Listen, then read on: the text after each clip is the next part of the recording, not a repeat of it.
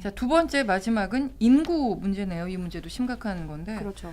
MBC에서도 아예 뭐 인구 절벽 TF 해가지고 이 문제를 집중적으로 파고 있죠. 맞습니다. 그래서 정부가 인구 절벽에 대한 이제 마지막 골든타임이다라고 선언을 했기 때문에 이 뉴스를 가지고 왔는데요. 그동안의 저출산 대책을 좀 새롭게 하겠다 이런 계획을 내놨습니다. 통계청이 22일에 2022년에 출생한 사람과 사망한 사람의 통계 결과를 이제 발표했는데요. 작년 합계 출산율이 0.78명. 오늘 각종 신문의 헤드라인에 저희가 뭐 하도 여러 번 전해드려서 이건 이제 다 외우셨을 것 같아요. 맞아요. 네. 네. 이게 전년보다 0.03명 줄어든 결과고 1970년 통계 작성 이래 가장 낮은 수치입니다. 그리고 뭐 OECD 국가 가운데에서는 2013년 이후로 줄곧 8년 연속 꼴찌예요. 계속 꼴찌를 기록했고 가장 최근 통계인 2020년 기준으로는 합계 출산율 1명 미만인 나라가 우리나라가 유일하고요.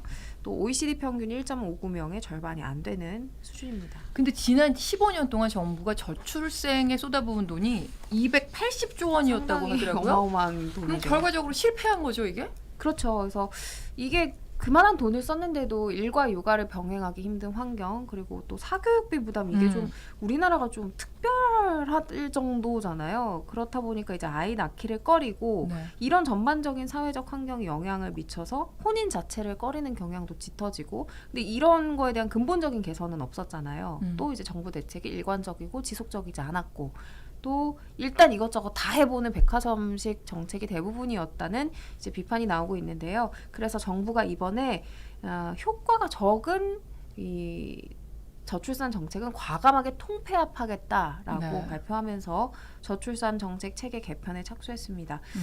지난 21일에 윤석열 정부 들어 처음으로 저출산 고령사회위원회 운영위원회가 열렸는데요. 가장 눈에 띄는 언급은 예산 회계 시스템을 체계화하겠다, 통합하겠다라는 거였어요. 그러니까 저도 그 회계사 공부를 오래 해서 정부 회계라는 과목을 공부했었는데 제가 공부할 2010년대 초 때는 성인지 감수성이라는 개념이 처음 나왔을 때였어요. 그래서 회계 원칙에 이걸 어떻게 반영하는지 뭐 객관식 문제로도 나오고 그랬었는데 이제 그런 것처럼 아예 인구 특별 회계를 만들겠다. 그래서 예산 재정을 집중하고 효율화하겠다는 그런 방침을 내놨고요.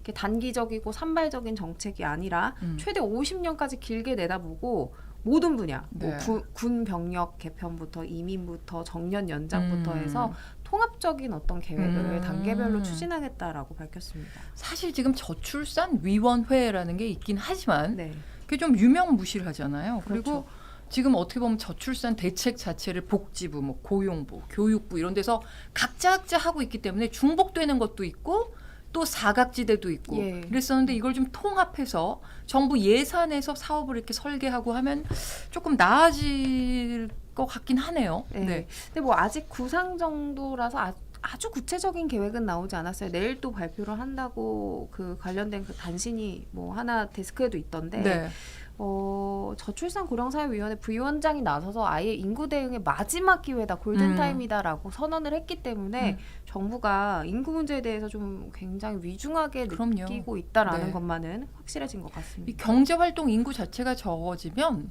잠재 성장률 자체가 떨어지고 그러면 국가가 존속할 수가 없습니다. 그렇기 때문에 지금 자기의 내일이 아니다라고 생각하지 마시고 우리 다음 세대의 일이라고 생각하고 다 같이 관심을 좀 가져주시면 좋겠어요.